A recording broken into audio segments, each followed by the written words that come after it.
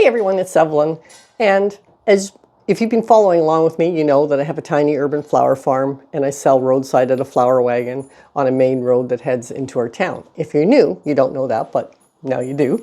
And what you may not know is that even though I'm really focusing on perfecting the flowers that I'm growing for bouquets throughout my growing season, which would be bouquet season would be from early May through to into November, possibly, usually, sometimes.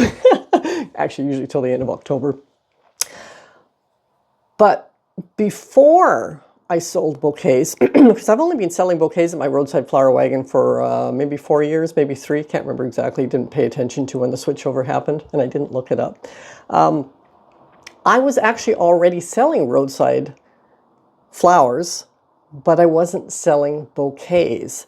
And I think this is really important because if you have a tiny urban flower farm like me, I have a city lot. It's 1/8 of an acre, which is not very much. That includes our house, which is not small. It includes a double garage. It includes a driveway that runs the length of the property with a very skinny shade garden on one side and the house on the other. So a lot of the property is not for growing. So I have a small backyard that I have cut flower beds in. And then I have a small front yard, which I have cut flower beds in as well, which holds mostly my dahlias. Now, if you only have a tiny area and you haven't quite accomplished how to grow enough flowers to sell bouquets throughout the season, there are other ways you can sell flowers. And in fact, the first 2 years, I sold nothing but dinner plate dahlias, and I didn't sell them in bouquets. Now, I'm going to go into a bit of a backstory so that you know how I got into selling dinner plate dahlias and why I got into selling them the way that I did. Oh, look who's here. Are the dogs going to come and say goodbye? They're just about to go out in the car. No, they're not. They just came to see I was here, and then they're heading off in the car with Bruce.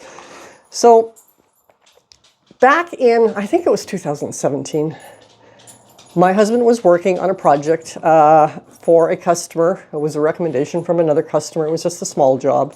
He was just doing some work in their bathroom for them. And while there, he was yakking away. Oh, yeah, Ezra came to say goodbye. She's got her collar on because she's going out. While he was working in their bathroom, he was chatting with the couple that owned the house. They were not a young couple. He had noticed that they had a roadside stand that they sold flowers in, and that her whole backyard was full of flowers that she cut and sold. So he was telling her about how I had 10 green thumbs, because that's what everybody says, I have 10 green thumbs. And she said, oh, you should have her come over here because I would like to retire from selling dahlias. So she was actually in her early 80s. I believe she was in her early 80s, either 80 or 81, something like that. And she was right at the outskirts of Campbell River on a much larger property. It was a half-acre property. Their house was very close to the road, which meant she had a huge backyard for growing dahlias in. And it was right close to 2 main thoroughfares, like one that went north-south and one that went east-west. Actually, I'm doing that backwards. East-west. No, that's right. North-south, east-west. And so she had a lot of highway traffic from cars that came off the highway down the east-west road, and the north-south road is also a highway. It's called the Island Highway. It travels along the coast. So she got a lot of people traveling that road, and a lot of people would stop and buy her bouquets or flower bunches. And she was 80 or 81, and she wanted to stop doing it, but she had a lot of customers. And she didn't want to just stop and not have anybody carry on doing what she was doing. So she thought, maybe I might be a good person to pass this concept on to. So she told Bruce to have me come over and have a look at what she was doing. And I said to Bruce, I grow food, I don't grow flowers, because literally up until that point, I only grew food. I had a food garden in the back, and it was lush and full, but it was only stuff that was grown to eat. The flowers that I got was by letting things like lettuce bolt or Swiss chard bolt or whatever else would bolt. And of course, zucchini has its own flowers and so on and so forth, and the blueberry bushes and the raspberry and on and on. And that's what the bees would feed on, is the flowers, which is one reason I specifically let things like lettuce bolt, is so that the bees had that abundance of tiny little flowers. I never grew flowers just for the sake of growing flowers. They really never interested me. I loved working in the garden, but I'm also the kind of person who likes to do things that are productive, not just because to pass the time of day. There has to be a result for what I'm doing, and I didn't think making my garden look pretty was a good result, which was really strange considering I'm an interior designer. But even in that regard, when I do interior design, function is seriously important, much more important than beauty. Once you get the function right, you can make the function beautiful. But if you're just focusing on the beautiful and forget the function, what's the point? A vegetable garden can be beautiful. Fruit garden can be beautiful, but it has the function first. So anyway, I didn't want to go and see because I wasn't interested in growing flowers. But Bruce said, no, look, you have to come because, you know, she really wants to meet you. She really would like to talk to you. You don't have to do it, just go and meet her. So I made an arrangement to go and see her. She gave me a tour of her backyard, which was just full of dahlias. I can't even think of how many different varieties she might have had. She had variety upon variety upon variety. And her thing was, at the roadside stand, I don't think she grew dinner plate dahlias. No, she did. That's right. No, she did. But at a roadside stand, she sold bunches of 10 dahlias, mostly decorative. And back then, they were $1 a stem, so 10 for $10. And I'm looking at her backyard and I'm going, she's got, I mean, a half-acre lot with a house on it has way more growing space than a 1/8 acre lot with a house on it. And I'm thinking, where would I even begin to grow enough flowers to sell bunches of 10? I don't have the space to do that. And I don't really have the time to do that because I was working 6 days a week at that time. You know, we were really, really busy. We worked 6 days a week. And when you have your 7th day off, there's a lot of things you got to do, like clean the house, etc. And I was already doing my food garden, which fulfilled me for the gardening aspect. So I wasn't sure that that was something that I wanted to do. And she said, no, what you're going to do is you're going to come back at the end of the season and I'm going to give you some tubers. I says, okay, but no, she said yeah, that's right. I have to think back. It's a while ago now. That was like 8 years ago. She says, I'm going to give you some tubers at the end of the season. You're going to store them and you're going to grow them. I said, yeah, okay. And what she gave me was Wanda Scapella, which was a dinner plate dahlia. So that was the very first dinner plate dahlia I had. She gave me another dinner plate dahlia, Show and Tell. That was the name of it, which is a red and yellow one. I'll put a picture of it as well if I can find one. I should have one in my, because I have folders of each year of everything that I grow in the garden. So if I go back to like 2018 or something, Show and Tell should be in there. But anyway, and she also gave me a cactus dahlia, which was an orange color, which I never did figure out what it was, and I didn't like it. So I had 3 different types of dahlias. I had the cactus orange, I had the Show and Tell dinner plate, and I had the Wanda Scapella dinner plate. And I think she gave me the dinner plates on purpose because, of course, they're super beautiful. Now, I stored them. They stored fine.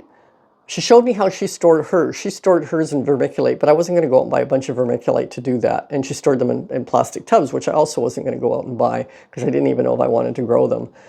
So I did a little bit of research online and I realized you can store them in wood chips. Great. We had a wood workshop. We had a planer. We were always filling up the planer dust extraction unit with flakes of wood. So I had lots of wood chips to use. And I decided to use paper bags because when we grocery shopped, we would always get our groceries in paper bags. So they were abundant and free at the time. Now, of course, bags aren't free anymore, but that's okay. Back then they were. And I stored them in the wood chips inside the paper bags. The next spring rolled around and I took them out and they were fine. And I decided I would plant them in the front garden because next to our driveway at that time, over the course of that winter, I had dug up, there was because of course we bought our house in 2015, so this was only 2 years after we had bought it, and I had first focused on the back garden to make a food garden. And then to focus on the front garden, we had a boxwood hedge that ran the length of the driveway from the road to the house on one side of the driveway, and the little shade garden on the other, which was overgrown with trees, which had to get trimmed back and lopped up. And now I was ready to deal with that boxwood hedge which was 6 feet high, 6 feet wide, and approximately, I don't know, 20 feet long. I haven't looked up the actual measure. Oh, I can. Let me just count the squares on my front yard map. So the boxwood hedge was 2, 3, 4, 5, 6, 7, 8, 9, 10, 11, 12, 13, 14, 15, 16, 17, 18, and 20 feet. 20 feet long, 6 foot high, 6 foot wide, and it was planted right beside the driveway, which meant 3 foot of the boxwood hedge was actually over the driveway, so it was in the way. And we were getting ready to put in a driveway gate that opened, and it wouldn't even be able to open hardly any with the boxwood hedge there. So I had spent that late winter, early spring, digging up that boxwood hedge by hand and getting rid of it. So I had that section to plant something in. So I thought I would plant the dahlia tubers that she gave me in that section. So they were in the front of our property. Well, I planted them and I thought nothing much of it. And then they grew, and they grew big, and they grew lush, and they grew beautiful. And the amount of people that would stop and their faces would light up when they would look at these few dahlia plants that I had. And they were just like either telling me reminiscing stories about their parents or their grandparents that grew dahlias, or they were just, what is that flower? It's so beautiful. And on and on and on they would go. And I'm going, wow, geez, these flowers, I didn't have that many. I had like, I think she'd given me 2 of each. I only had like 6 dahlia plants. And these 6 dahlia plants were giving people so much happiness. It was just mind-boggling to me. And I thought, there is function in that. These flowers are making people very, very happy and very, very friendly. And I thought there's something to this that is beyond just the planting of flowers. The way people reacted to them had major function in that. So with that, I was sold. So I was going to start selling flowers the following year. Now, okay, so that must have been 2016 when she gave me the tubers at the end of the season, because I went through 1 year of just testing them out, and then it was the following year when I started selling them, which was 2018, because I never do anything just off the fly. I need to test everything out first, make sure it's something I want to spend my valuable time on. So the problem still was I didn't have much space. I wasn't ready to give up my food garden, which meant I had my front garden, which isn't all that big. And I was just looking at my plan, but it's not going to show you the size of it if I hold it up. And I didn't know exactly what I wanted to do. But that September, there is a dahlia farm south of me by about an hour, and it's an actual dahlia farm. They were having an open house. So I went to the open house, and I walked the aisles of dahlias, and I was mesmerized by how many that they had, because they had like a show garden where they would grow like 1 or 2 of each type of dahlia. And it was rows upon rows upon rows of this show garden. And then, of course, they had the actual dahlia farm, not where the public could go into, because who knows why, don't care. Much bigger. So I was mesmerized, and I was taking pictures with my camera of all the dahlias that I really liked, etc. And then when you finish, you go through sort of an outdoor shop area, for want of another word, and they had a bunch of stuff that they were selling. And I noticed they were selling single dinner plate dahlias for $5 each with long stems. And they were selling the smaller decorative dahlias in bunches of 10 for $10. Now people would walk up to where the dahlias were, because of course that's what they had been looking at the farm, and they would pick up a dinner plate dahlia, and they would be absolutely mesmerized by it. And they'd keep it in their hand to go and buy for $5 a stem. And then they would see the bunches of 10 for $10, and they'd look at the one for $5, and they'd look at the 10 for $10. And their face would change. Instead of being absolutely mesmerized and in love, they'd put it back, and then they'd grab the bunch of 10, but they didn't look as happy. And I thought, you know what? That's really interesting. If there was no bunches of 10, everybody would have bought the long stem dinner plate dahlia for $5. Everybody would have bought that. But they're all putting it back in favor of the bundle of 10 for $10 because they thought it was a better deal. So their wallet spoke over their emotion. But they just didn't look as happy when they had that. And I thought, you know what? I'm going to do dahlias and sell them, but I'm only going to do dinner plate dahlias. Now, this was already September, so clearly this isn't going to be something that was going to happen for that particular year. It was going to happen for the following year.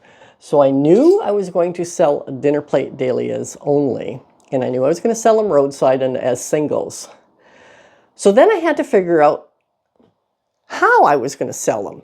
So we decided, when I say we, I'm referring to my husband and I, we put our heads together and we decided that, oh, well, I found an end of season flower wagon, the kind with the handle and it's flat in the bottom and the four wheels. So if I can dig up a picture, I'll put it up of the one that we bought. It was an end of season display model and it was really cheap. So we bought that. And I thought, so how can I sell the dinner plate dahlias in that flower wagon? Well, I went to the dollar store and I bought 6 buckets because that's what fit into the wagon, 6 buckets. But then I thought, how am I going to do this inside those 6 buckets? Because the dinner plate dahlias kind of flopped around a bit. And I also thought it would be nice if they had something that it sat in with water that they could take with them so that they didn't like die on the way home or whatever. I can't remember if it was my husband or I that came up with the idea of pop cans. So what we did was we got pop cans. We don't drink pop. We don't drink beer. But, you know, clearly we know lots of people who do. And we were working 6 days a week for customers, and they are interior design and contracting business. So just asked all of my customers and all of our friends if they had pop cans, and got a few giant garbage cans full of them in preparation for the next year. And we figured out that we would sell them in the pop cans, and we put the pop cans inside the pails. And at the time, to try and keep the water warmer, because I thought that was important, what I did was I got those things that you slid pop cans into to keep the temperature of the pop or whatever from heating up in the summer, whatever those things are called. And I could wedge 4 of those in one of the pails, which meant I could get 4 pop cans in each pail. And I had 6 pails, so 4 per pail meant I could do 24 dinner plates at a time out at the flower wagon. So that's kind of what I aimed at for the first year. And then, of course, because then we would go to work for the day, and I could get 24 out there. And if I sold 24, well, that would be fantastic. But if I did, 24 sounded like a good amount to have for the day. I never sold 24. I never cleared out the wagon in a day. 24 sounded like a good amount to have to be out there with nobody home. The things that I found out that didn't work with that is the pails filled up with water when it rained, and we are a rainy climate. So then I had to try and drill holes in the bottom of the pail so that the water could escape out the bottom. But the pails from the dollar store were so brittle they just cracked at the bottoms. But I used them like that for the first year. The other thing was, of course, was the heat. We just had the wagon, and we had no way of shielding it from the heat. So I just got one of our deck umbrellas, and we tied it to the wagon. Well, that worked great in the heat of the summer, in the summer months when the air is calm. But as soon as we started getting into the fall and the winds start picking up, geez, there was a few times that flower wagon took off down the road, and the umbrella didn't want to stay with it. So umbrella was a really, really bad idea. So we had to come up with another idea for shielding the sun off of the dinner plate dahlias for the following year. But what I did was I didn't sell my dinner plate dahlias for $5 each, because I was selling them with much shorter stems. Like this is only a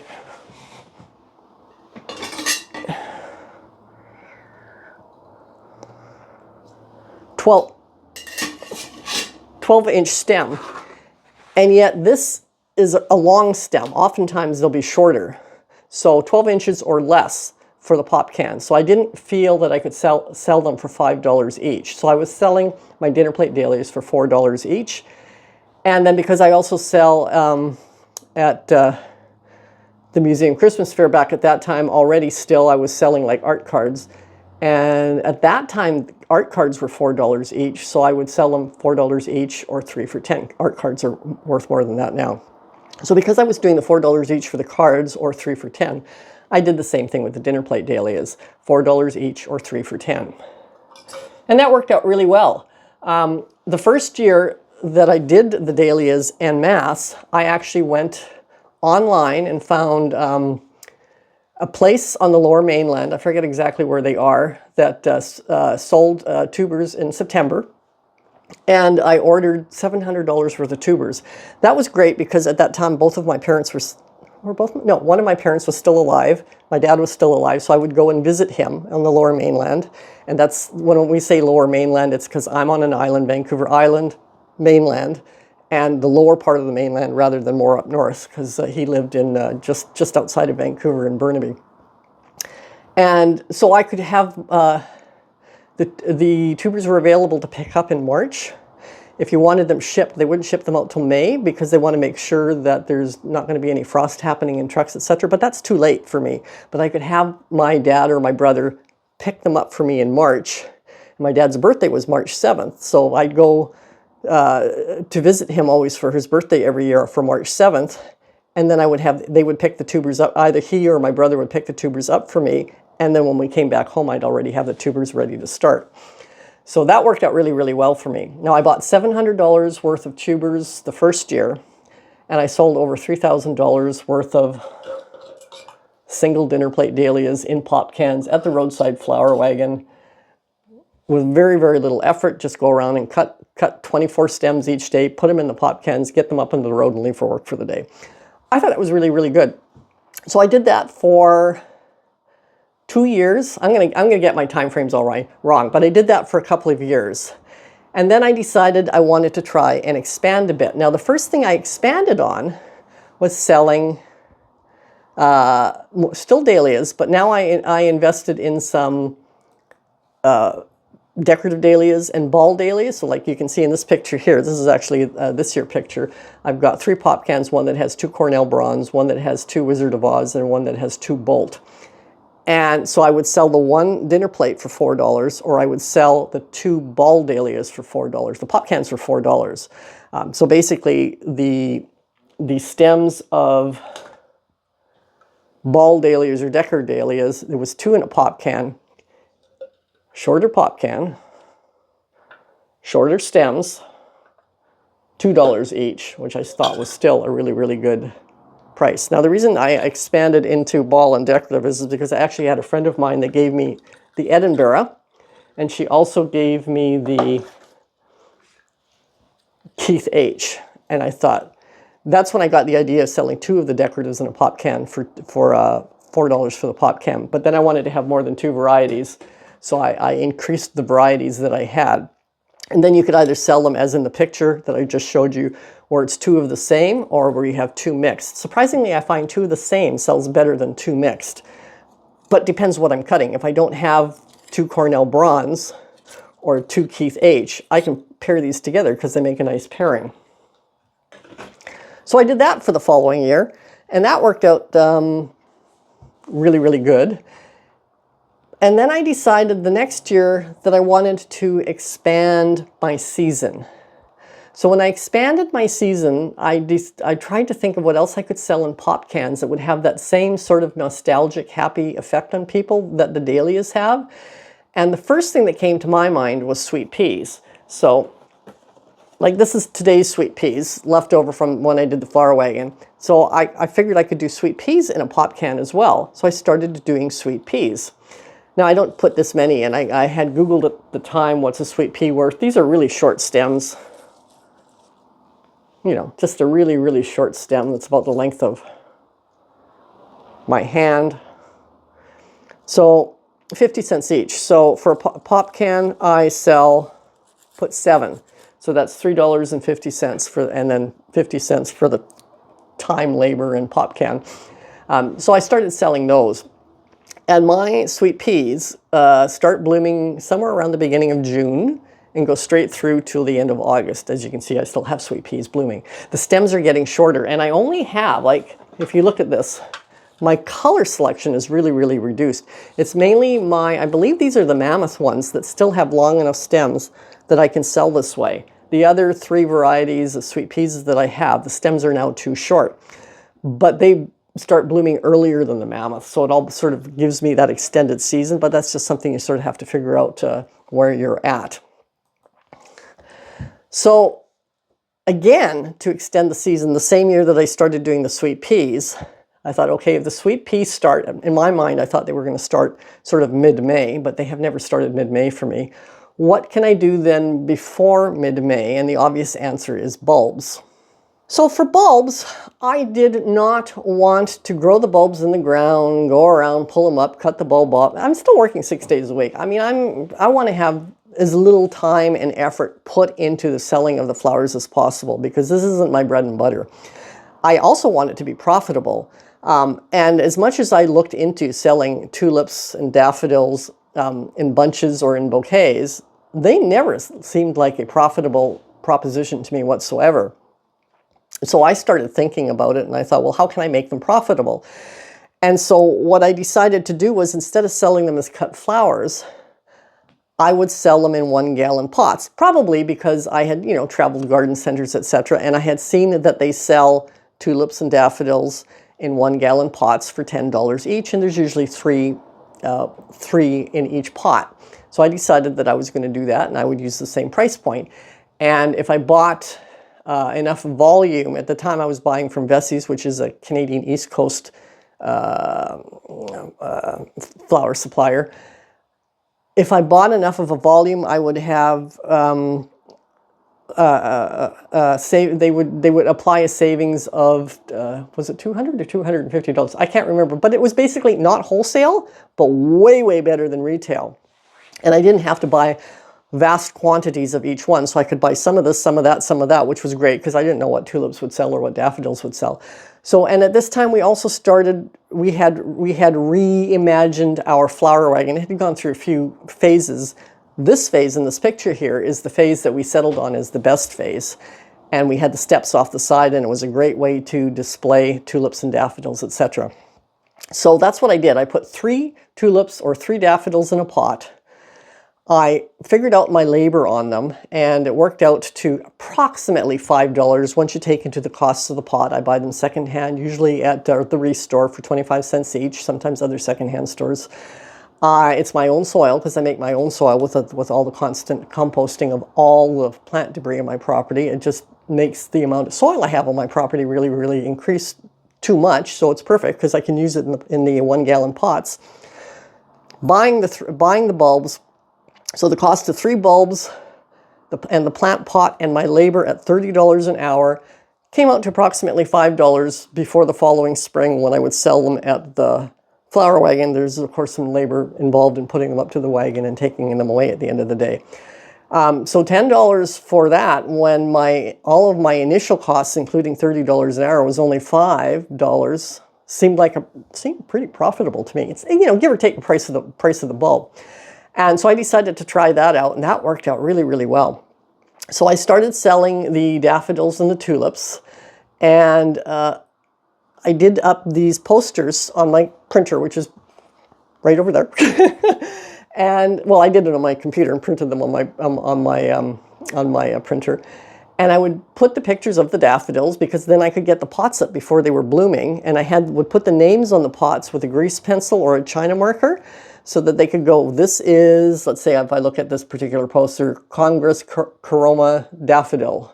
I like the way that looks in the picture. Here's the pot. I'll buy that one. So they didn't have to be blooming for them to like them.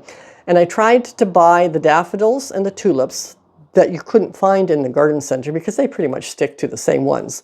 So this was like the first year that I did them. And so these were the daffodils that I sold the first year.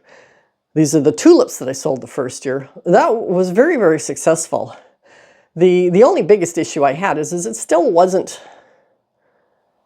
when I said it cost me $5, no, that was at once I started buying wholesale. It was still a little bit too pricey.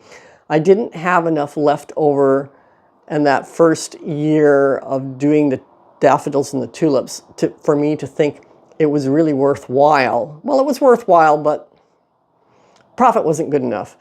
But then when I started doing wholesale, that changed everything, because now I was really getting them at a good price.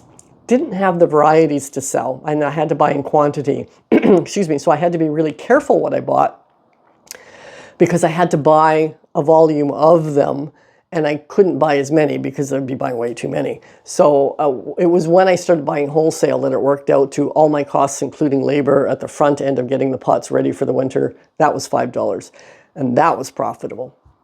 So now that we had the flower wagon going with the pots of the daffodils, tulips for sale, I was now able to also bridge into the flower season of the sweet peas and then the dahlias by selling my extra dahlia tubers. So we'd have the wagon out, and as you can see in this picture here, that I have the daffodils up, but I have a big table that I have my extra dahlia tubers in there, and they're pre-started because I start all my dahlias as soon as I can, February 1st. If I order some, I start those later. And the extra ones are the ones, once I plant them, and they all got planted the final week in April, all the extra pre-started plants of dahlias, then I will sell up at the road. They sold really well. So that was a really good extending the season to the actual dahlias in pop cans. And yet I still haven't sold a single bouquet. So I had the daffodils, then I had the tulips, then I had the dinner plate dahlias for the month of May. And then I had the sweet peas, because of course by this time I had realized the sweet peas weren't coming online in May, they were coming online for June. And so it was a nice transition: daffodils, tulips, dinner plate dahlias, sweet peas, and then the dahlias, which worked out fantastic. So here again is my first poster of the dahlias that I did. Started dinner plate dahlias, $12 a pot, organically grown. I decided that they were worth more than $10 a pot, so I just made them 12 because it was a little bit more, but not a lot more. And oftentimes when you do an odd number like that, people will just put 15 in because they don't have the change on them. Other people just put $12 worth of change because they raid their jars or piggy banks or whatever. And then last year, I expanded the season even more, still not doing bouquets, by adding hyacinths into the mix. And that was really, really successful. Hyacinths sold better than the daffodils and the tulips. Hyacinths are a really, really good potted plant to sell up at the flower wagon because it's so early in the season. We're talking third to fourth week of March. And people are just dying to have some color. Now, it's not necessarily people who have gardens either, although a lot of them are bought as gifts for people who have gardens or for their own garden. But a lot of people who have condos or apartments will buy the 1-gallon pots of flowers and put them out on their deck so that they can have some blooming flowers out on their deck. And I make sure that everybody knows that these are not greenhouse grown, so they're already hardened off for the climate that we have, so they don't have to be babied. They're not going to go into shock. They're outside. You can see them in my front garden. I have them all lined outside so people can see the flower wagon and they can see my garden full of the pots of them because I have them in the front garden as part of the advertising. So they know they're good to go outside. Yeah, the hyacinths worked fantastic. So because I had the flower wagon with the steps and with that top shelf that I had been putting in the posters that had the types of daffodils and the tulips, etc., occurred to me that I can use that top shelf for something else, just to also expand what I'm selling without getting into bouquets, because I still didn't want to put the time in for it.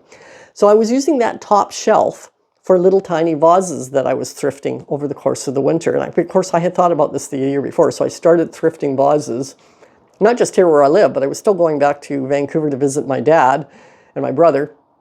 So my brother would actually we'd spend a day and we'd go around to all the thrift stores. It was fun. And I could load up on really beautiful vases on the Lower Mainland, because you're talking you're talking expensive areas. Vancouver's expensive. So you get some really beautiful quality product for not a lot of cost. So I was able to really up my inventory of vases, etc. that way.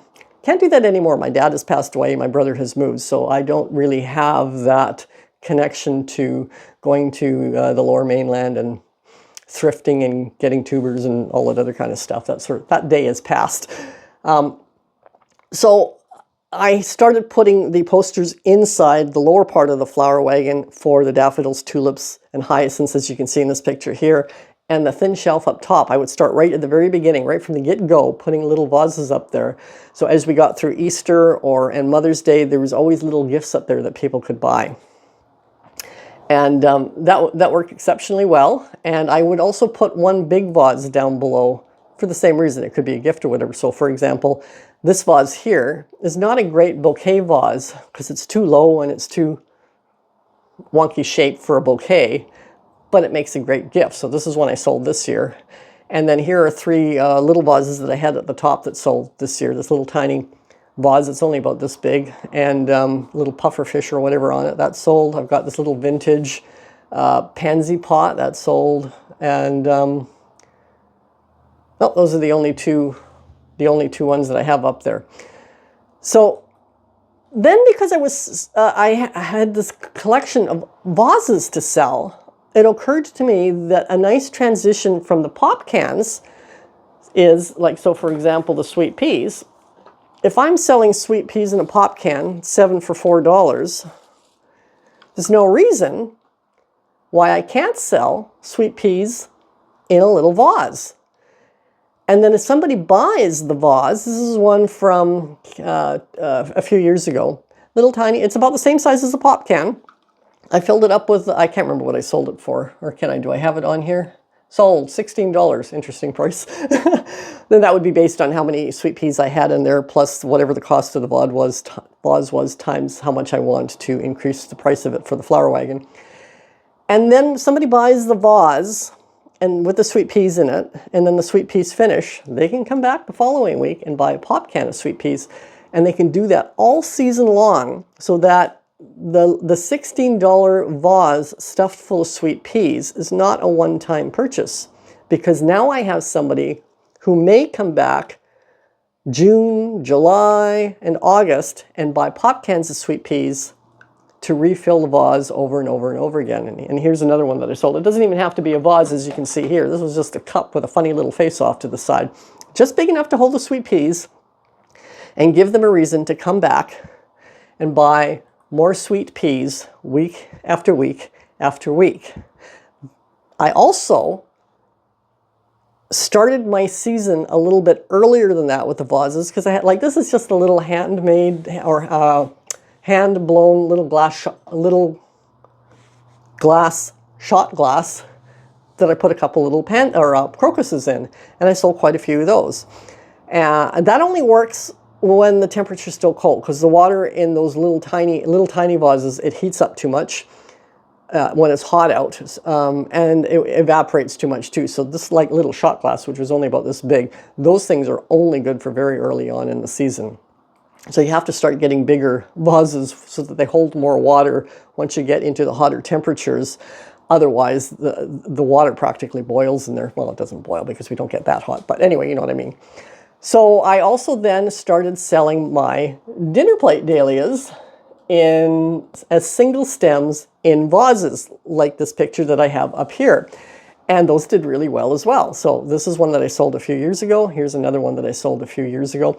I have to have the right kind of vase with a small enough mouth on it in order to do that. This year, for example, I don't have any vases with the right tiny mouth on it to sell single stems and dinner plate dahlias in it. So I wasn't able to do that this year just for single stems. But I could sell multi-stems if I wanted. By the way, if you're enjoying this video, please give me a like. Super, super appreciate it. Now let's get on with the rest of the video. So that was very successful. I'm still not selling bouquets. I'm still just selling single flowers in pop cans. Now I'm selling small, tiny bunches of them in little vases that I can then come and replenish with pop cans. I'm selling bulbs in the spring in 1-gallon pots. I'm selling vases that are empty. There's no bouquets. This is a really efficient time way of making money at my flower wagon with profit without spending a lot of time and labor on it, because I'm still working a lot. But every year I would try and think of a way to expand on that. So the next thing I did is I really liked, the pop cans really sold well. So I really wanted to expand what else I could sell in pop cans. And anemones ended up being a really, really good one to sell. As you can see by this picture here, I have anemone disulfide cyan. They sell, all colors of anemones sell very well in pop cans. This was, I think, the first one that I bought and tried out. Ranunculus sells well in the pop cans. Now you will notice in these two pictures that I went from 2 stems to 3 stems. So 3 stems for $2, because again, short little stems on them. They're not, however high a regular pop can is like this. I'm only going twice as high with the flower. So you can say, well, an anemone is worth more than that. Well, these are short-stemmed anemones. They're not worth more than that. And they sell really well for the same reason, because people could then buy a vase that they like to put them in.